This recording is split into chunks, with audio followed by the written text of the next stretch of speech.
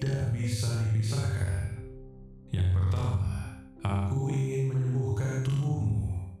Yang kedua, apa yang selama ini kamu nanti-nantikan tidak lagi sedang dipertimbangkan. Itu sudah diputuskan, dan keputusan itu berpihak kepadamu. Pegang erat kata itu, sudah diputuskan.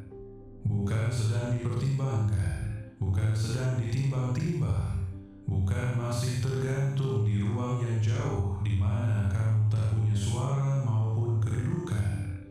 Sudah diputuskan, sudah ditetapkan, sudah dimeteraikan, dan sekarang sedang bergerak menujumu.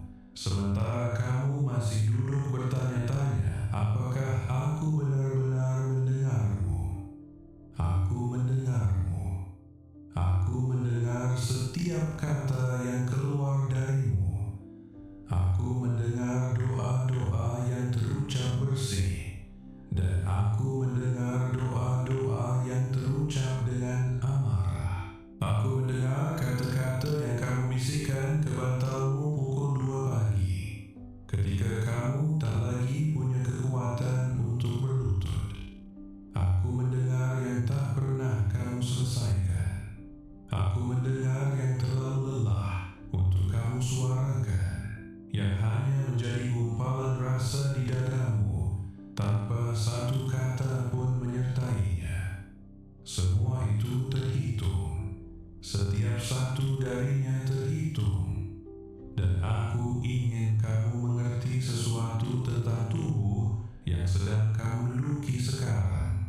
Karena dari sinilah aku mulai malam ini. Aku tahu apa yang ditanggungnya. Aku tahu tentang rasa sakit yang menunggu sampai rumah sepi, lalu kembali datang. Aku tahu tentang beban yang mengendap di dadamu tanpa sebab yang jelas, pada hari-hari ketika sebenarnya tidak ada yang salah.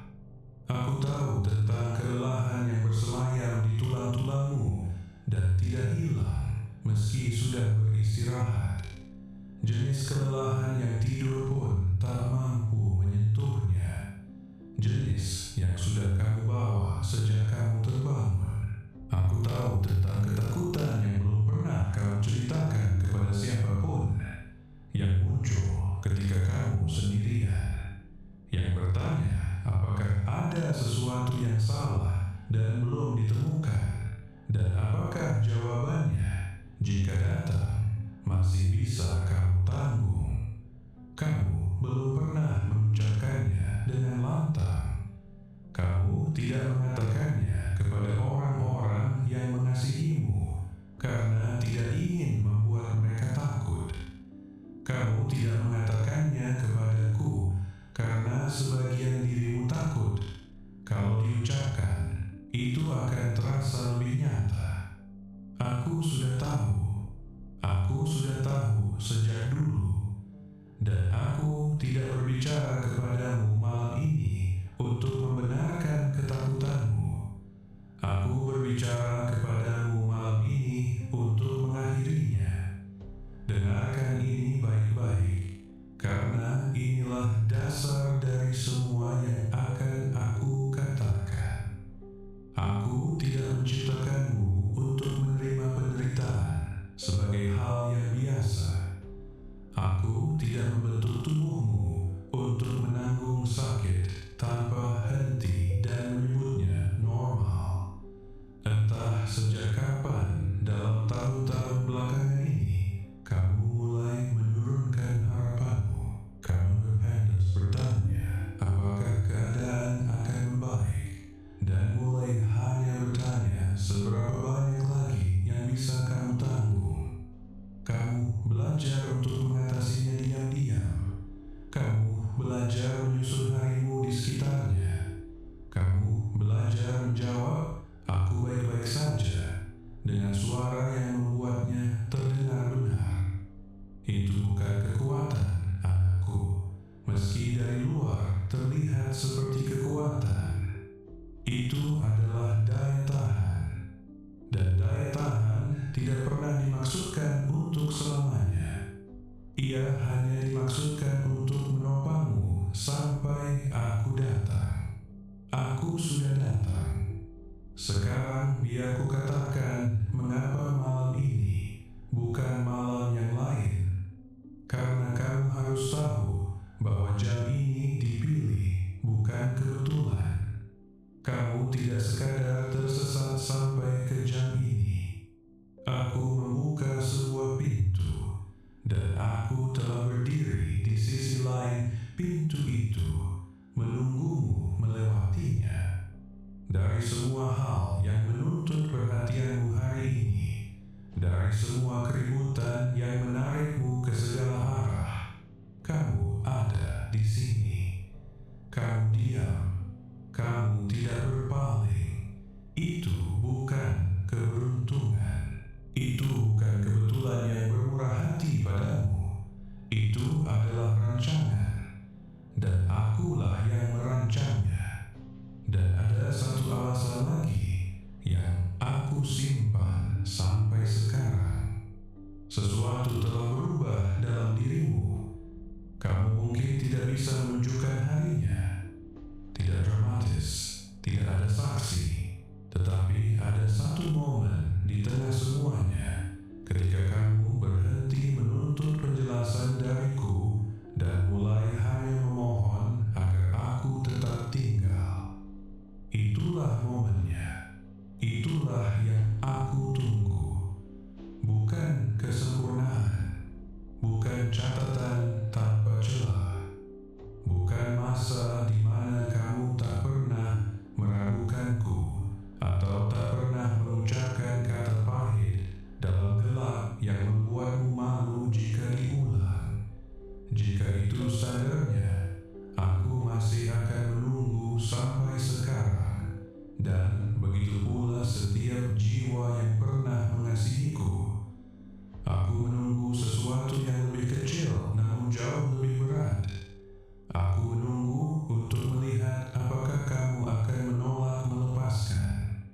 Dan kamu menolak. Kamu mungkin tidak menyadari itu tentang dirimu. Kamu mungkin hanya melihat ke belakang dan mendapati saat-saat kamu hancur berkeping-keping. Aku tidak menghitung itu. Aku menghitung saat-saat kamu bangkit sesudahnya. Aku menghitung pagi-pagi ketika kamu memaksa kakimu turun ke lantai, sementara tubuhmu memohon agar kamu jangan melakukannya. Aku menghitung jam-jam tersembunyi yang tak seorang pun bertepuk tangan untuknya. Peperangan yang kamu lawan tanpa seorang pun menyaksikan. Saat-saat kamu mengusap wajahmu sebelum melangkah kembali ke dalam ruangan agar tak ada yang bertanya. Itu semua terhitung. Semuanya terhitung. Dan malam ini hitungan itu selesai. Dan aku di sini untuk memberitahumu hasilnya. Maka tetaplah bersamaku. Jangan mengembara. Jangan biarkan pikiranmu berlari melampaui suaraku, karena apa yang ingin aku katakan malam ini tidak akan cukup masuk ke dalam hati yang teralihkan. Aku tidak meminta jam-jam yang panjang darimu. Aku tidak meminta langkah-langkah rumit atau kata-kata yang sempurna. Aku hanya meminta kehadiranmu sekarang untuk beberapa menit ini, sementara aku melakukan sesuatu yang tak bisa dilakukan oleh tangan manusia manapun bagimu. Sebelum aku melanjutkan, aku ingin mendengarmu. Bukan karena aku memerlukan bukti, tetapi karena ada sesuatu yang terjadi dalam jiwa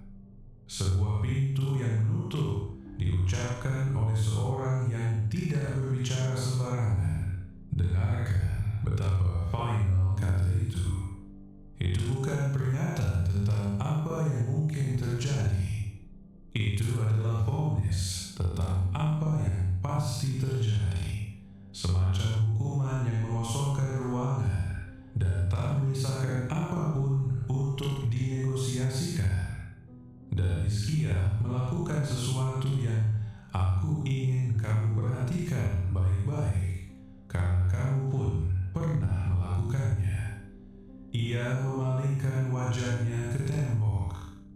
Ia tidak mengumpulkan para penasihatnya. Ia tidak meminta pendapat kedua atau mengutus orang mencari nabi lain. Ia berpaling dari semua orang di ruangan itu, menghadap tembok dan berdoa. Kisah itu berkata, ia menangis dengan sangat. Ia tidak mengucapkan doa yang indah. Ia hanya mengingatkanku bagaimana ia telah berjalan di hadapanku. Lalu kata-katanya habis dan ia hanya menangis. Itulah seluruh doanya, seorang yang menghadap tembok tanpa apapun lagi selain air mata. Sekarang dengarkan apa yang terjadi selanjutnya, karena ini bagian yang aku ingin terpahat dalam tulang-tulangmu.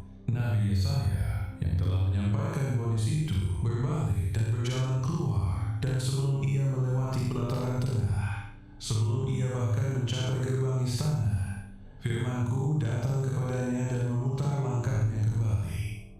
Ia belum sempat selesai keluar.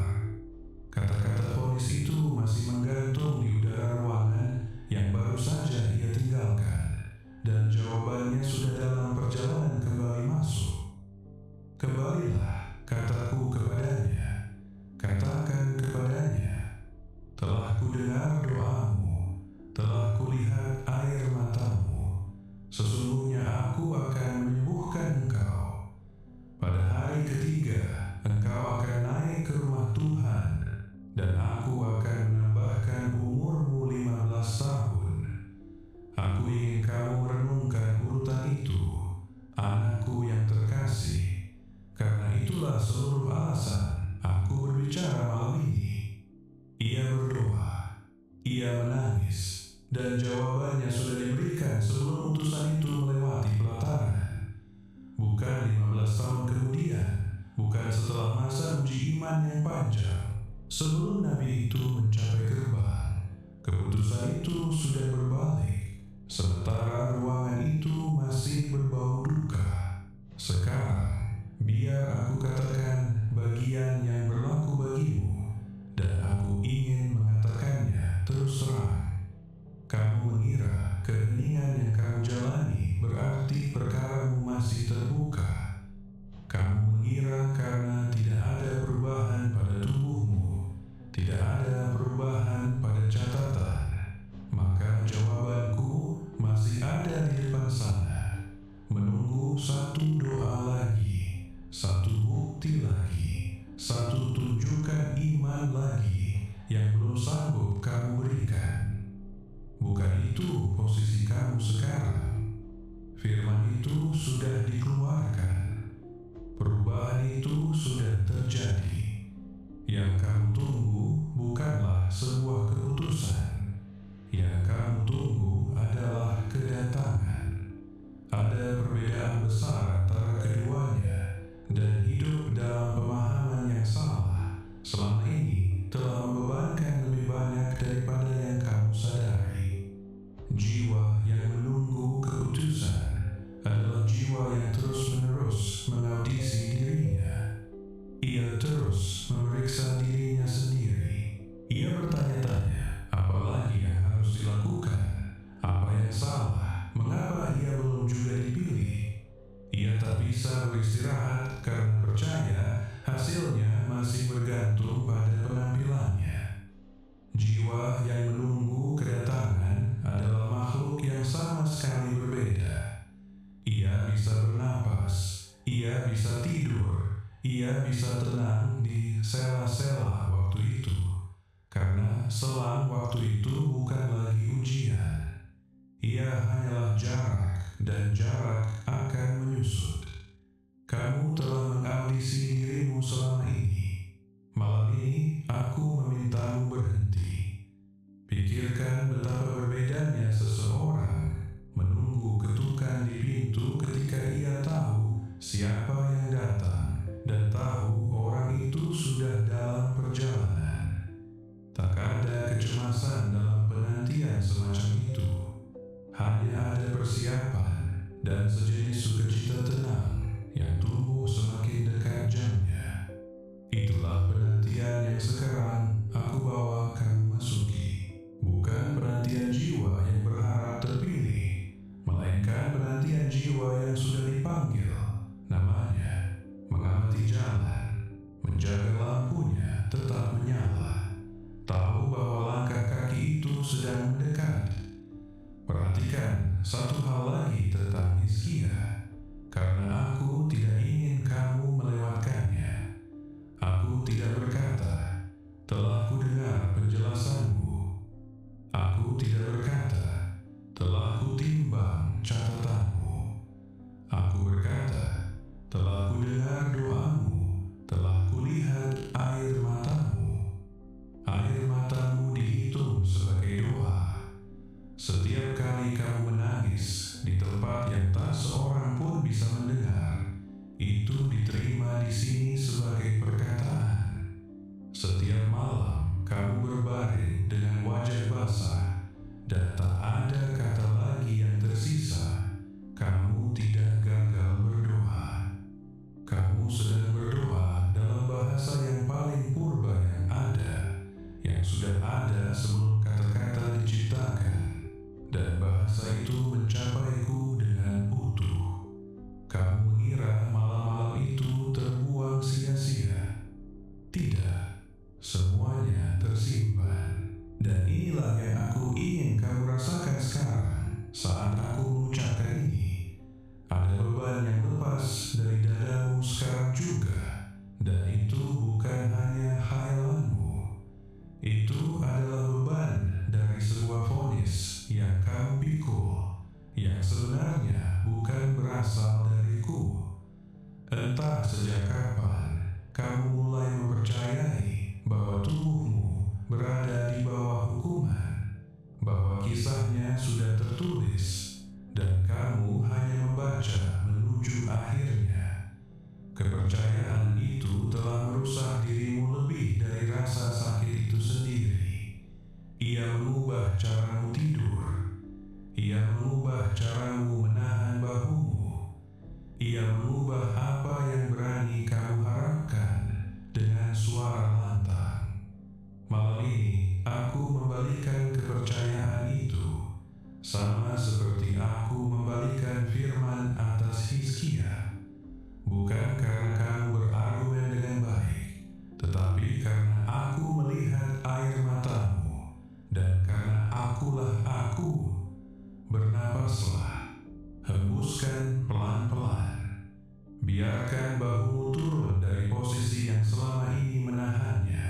Apapun yang mengencang dalam dirimu ketika ketakutan pertama kali datang, biarkan itu melunak sekarang, sebab vonis yang kamu jalani selama ini telah dicoret.